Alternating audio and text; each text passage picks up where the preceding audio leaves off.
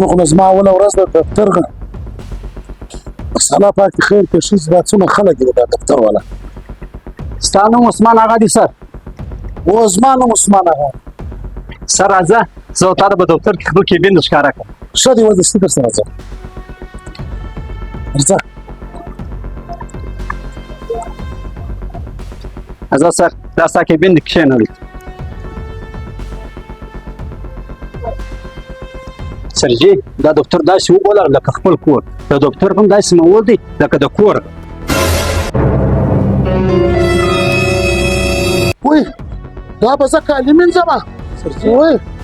یا دا به بیا زه لوښي مینځم چې ته څه وایې ناشې دې کوئ دا خو نو بیا زه ځم کور ته د کالي مینځم دلته به زه بیا ستې کالي در مینځم د تا نوکرۍ در سر زه تېرم ته په دفتر کې هم د کور ماحول جوړ کړی دی